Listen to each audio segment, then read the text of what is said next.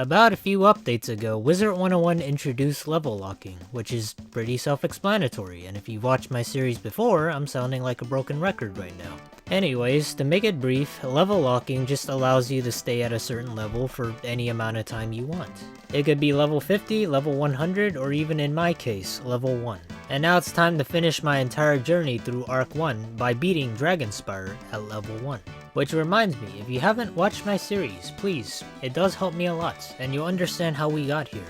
However, to recap, from last time we unlocked 2 wormholes, traveled back in time to beat up an old man for allowance money, and now it's time to finish the halfway point of our journey in Dragonspyre, which is to beat Malistaire. Yes. In order to prepare myself, I needed to buy treasure cards, because we can't take down enemies with our fists. You don't bring fists to a wand fight. At level 1, you're dealt with so many limitations that most of it just become part of life. Like not being able to go home, port to the main hub of the world, own real estate, and I mean you can't have anything it seems at level 1, huh? The worst restriction of all though is not being able to learn spells, since in this game you have to level up to learn them. So the next best thing is to purchase treasure cards. They're, for the most part, one-time use, and cost a lot of gold. As far as your gear goes, you don't have much of an option. You either fork over the money to King Zhao's grubby hands, or buy poor people clothing at the thrift store. Or if you're feeling really lucky, you could try your hands at getting lucky in the gear mines for a speck of diamond. Mostly it's gonna be dirt though. Anyways, starting off, I grabbed the badge I needed to enter Dragonspyre's prison, where I needed to find the 3rd wormhole stone. I entered the juvenile division of Dragonspyre's academy with my new badge, and I asked one of the bystanders there. I was told by the staff there that I had to be rehabilitated for doing this at level 1, and get adjusted to my new life here, so the first step was destroying some lizard nerds for their textbooks with Insane Bolt. Now our basic bread and butter combo has always been just Insane Bolt, with Triton and sometimes Kraken.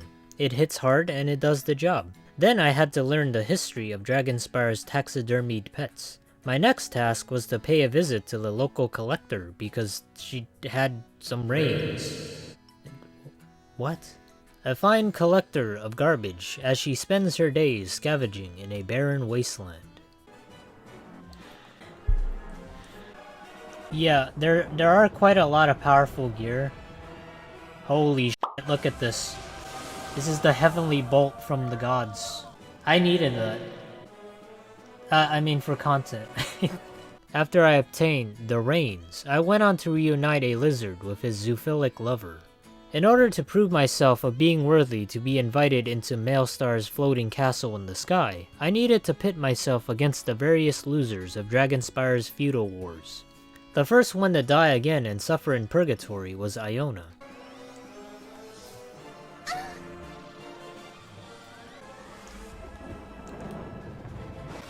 A Mushu must have been hard. How far can you go with this level 1? We can go pretty far.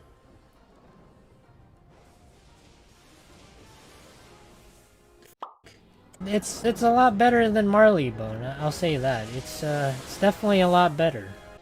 Did I break the game? I'm supposed to talk to this clockwork, but it's not working. Oh my god. Don't tell me, I have to do this again. No way. Oh my god. After taking her to the grave once more, I needed to drag a nerd out of his mom's basement so he could stop DDoSing people behind his computer monitor. I took care of his friends who were guarding his dungeons and Dragon's Lair. I confronted him and his muscular bodyguard named Fire Rock Stomper. His hired muscle was of no help as he was dispatched by my world-famous Insane Bolts that don't always backfire. I decided to go for my secret hidden ability known as cutting off the power, but it wasn't enough. I had to throw out every single spell I had. Heal? I don't need the heal. I taught him a very valuable lesson that internet reception in your mom's basement isn't good at all. I informed one of the staff members of my disciplining of the local youth, and she told me there was more to be done. My next victim was Katia Firewinter. What kind of oxymoronic name is that? I destroyed her for confusing me by setting up various buffs, and then Insane Bolt. You gotta have the Insane Bolt. It's my best card. Among those that fell was Valerique, a boss similar in power and school as me. Now, the most important thing in all this is shield. If you don't shield, you die.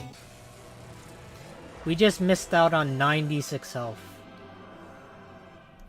That's such a shame. He has about 4,000 health, and I don't. At level 1, even a calm storm can knock me down. I went shopping to prove that I can conquer this roadblock, and the best way to do it was with money. The second round, it was very different with my new top-of-the-line treasure cards. More importantly, shields.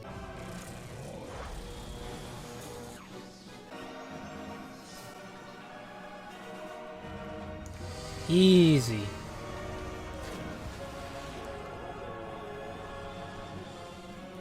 All we needed to do was just spend money.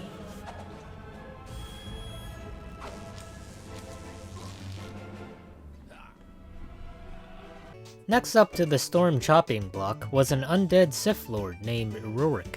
For this guy, I decided to try out a new technique never before seen in the series called polymorphing, which is just anamorphing into something that has a decent bit of health, crap spells, no critical, and some resistances. Now there's a couple pets in the game that actually give you polymorph spells. Are they necessary? No. Are they fun? Kinda. On the upside, besides being the enemy's punching bag, you become a big meaty punching bag that can sort of fight back. It was right then and there that I decided I'd rather have insane bolts because polymorphing at this stage is a little too insane, even for me. Nice. My final task here, in order to be inducted into Dragonspyre's elite circle, was gather a piece of rock by robbing a tomb. The rock contained the soul of the legendary muscle man known as Boris, the invisible faintly colored black rock. My trust test begun, and I knew this called for double the trouble. I summoned my Blobby Boy, the most valuable companion any wizard can have. Oh my god, look at this! An actual useful minion.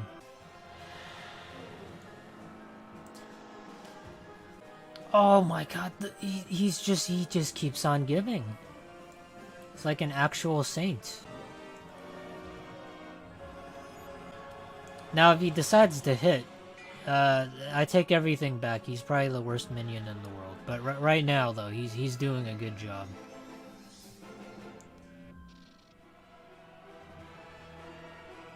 Alright, he's the worst minion in the world. Never mind. I take all of it back. Okay, he's a good minion now. It's alright.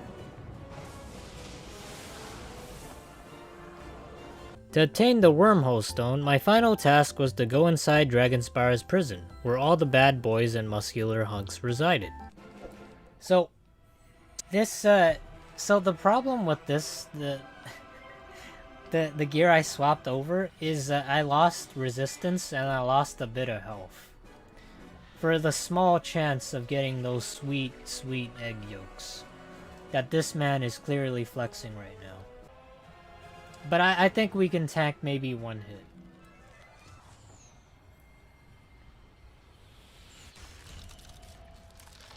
I'm freshman in college, no cap hard right now. Well, I mean, so I'm getting up there. I'm getting up there in numbers. The warden of the prison was subjected to his own life sentence with no possibility of parole for aiding Malistair's takeover of Dragonspyre.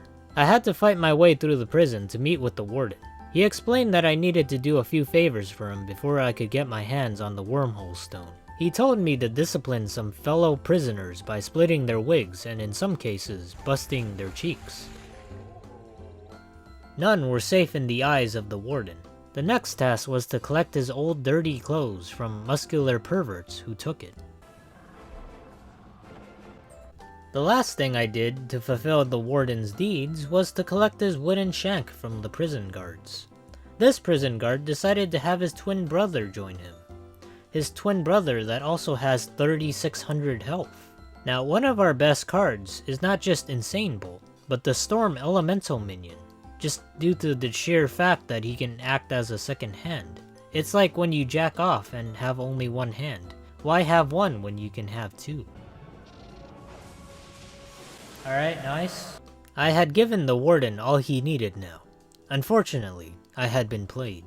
He was planning to break out all along. How's it going?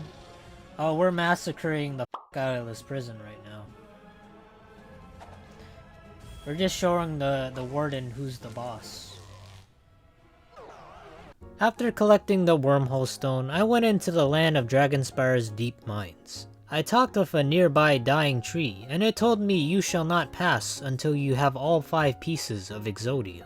I said to it I already had the ultimate Yu-Gi-Oh card already, let me pass, bitch. But it wasn't buying it. So to obtain the forbidden pieces, I went around and across the spiral again in search of them. With everything assembled, the first area I explored was the Crystal Meth Grove. The whole operation of crystal collecting belonged to the spiders. Well, maybe, we'll see. And in order to restore the pieces to its former glory, there were various things I had to do. None of which I really cared to talk about since it was such a long ordeal. And in the end, I got what I needed. Which was nothing, since Insane Bolt beats everything. Oh, and this useless staff. In order to get up to Malistaire's flying fortress, I needed to learn how to become a better parent first. The best way to do that was to hatch a little mini lizard by smacking an egg with a hammer. Some old bearded fart tried to stop me, so I had to eliminate him. After getting my very own dragon, it was time to forge its armor. Why do we have to do that? I don't know. Was it gonna fight? I'm not sure. How did it grow from this to that? I don't know either. All that was left to do was to stand up and ride on its back of the dragon's big camo hump. You mount the dragon, wizard. A leathery snap. It spreads. Alright, let's enjoy this moment. My little tiger friend, he's enjoying the ride.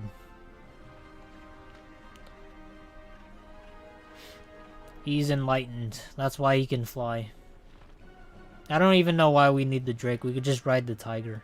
As I entered Malistaire's chambers, I smelled the foul stench of big elephants, muscular rock chunks, and trash, combined into this weird, nauseating Methodist for the senses. I destroyed all the fodder in my way, until I was approached by a challenger, named Termic Gravel Eater.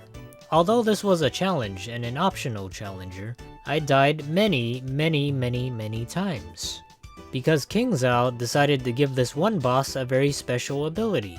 This boss has the Hydra effect, where if you cut off one minion, 2 more spawn in its place. The good thing about it though is that it only lasts until the spots have been filled. Nice. Oh, thank God. Okay. Now you might be wondering, why didn't I fight the elephants on the sides? I didn't want to fight them, that's why. I busted down Malistaire's door and found him composing his new speed metal beats. His beats conjured up his fan club, which composed of 4 goth kids. After disposing of Malistaire's fan club, it was time to face off against the big man himself. Cyrus, Sylvia, Malistaire. wizard, me. They are the main character? Nah, he's not the main character. I am. I'm the main character. I'm gonna have to summon the blobby boy. It's the only way. It really is. And then we can try to set up from there. He is hitting, so that does mean the aggro is gonna go to him.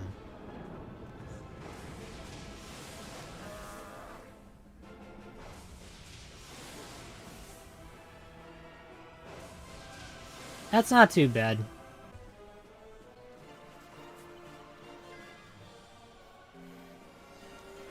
Oh wait, okay, well, I just saw that. He targeted me. What the hell? What did I do? I'm just here setting up. I'm just a wingman to this guy. He hit you. That's like going to a bar fight and having your friend, you know, punch somebody in the face, and then you having to defend them. Like, what did I do? I didn't do anything wrong. What if I do this?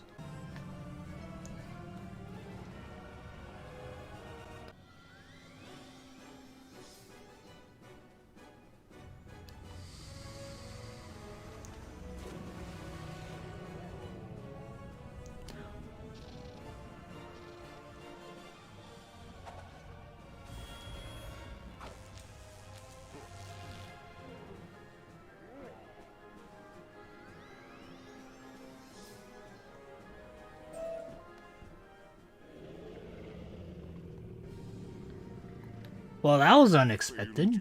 So as always, I keep saying this, can you beat this, can you beat that? Can you beat Dragonspyre or Arc 1 at level 1? Yeah. Do your parents hear your footsteps walking on creaky floorboards when you're out for a midnight snack? Yeah.